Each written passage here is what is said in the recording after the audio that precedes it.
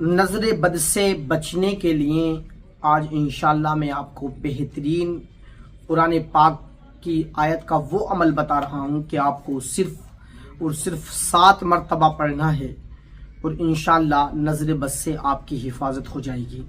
دیکھیے، بچوں کو، بڑوں کو یا کسی کو بھی نظر بد ہو جاتی ہے اور نظر بد کا ہونا حق ہے۔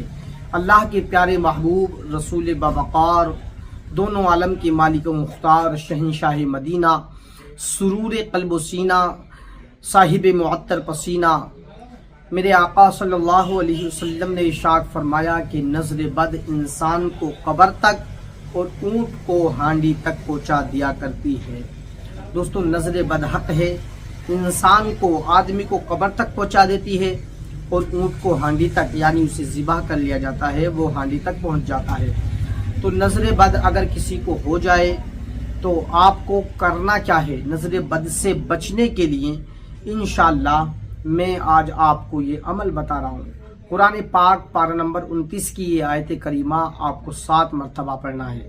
دیکھیے، پہلے کوئی بھی آپ عمل شروع کریں تو اس سے پہلے سرکار کی بارگاہ میں درود و سلام کا تحفہ ضرور بھیج دیا کریں۔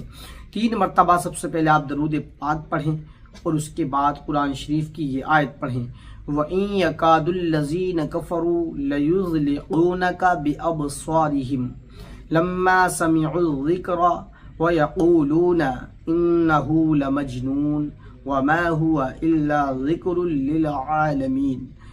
آپ یہ آیت کریمہ 7 مرتبہ پڑھیں۔ اول آخر درود شریف پڑھنا ضروری ہے۔ اس کے بعد مریض کے اوپر آپ دم کر دیں۔ اللہ نے چاہا تو نظر بد سے حفاظت ہو جائے گی اور نظر بد سے چھٹکارا آپ کو مل جائے گا۔ ٹھیک ہے دوستو، یہ آیت کریمہ آپ کو صرف اور صرف 7 مرتبہ پڑھ کے دم کر دینا ہے۔ اور دوستو، نظر بد کسی کو بھی، انسان تو کیا مکانوں تک کو نظر بد ہو جاتی ہے، جانوروں کو نظر بد ہو جاتی ہے، کسی کو بھی ہو سکتی ہے۔ تو یہ حق ہے اور میرے مصطفیٰ کا فرمان ہے۔ ٹھیک ہے، تو نظر بد سے بچنے کا یہ عمل بہت ہی زیادہ کارگر ہے اور یہ قرآن پاک کی آیت کریمہ ہے، اس کو پڑھ کے دم کر دیجئے، انشاءاللہ نظر بد سے چھٹکارا مل جائے گا۔ السلام علیکم ورحمۃ اللہ۔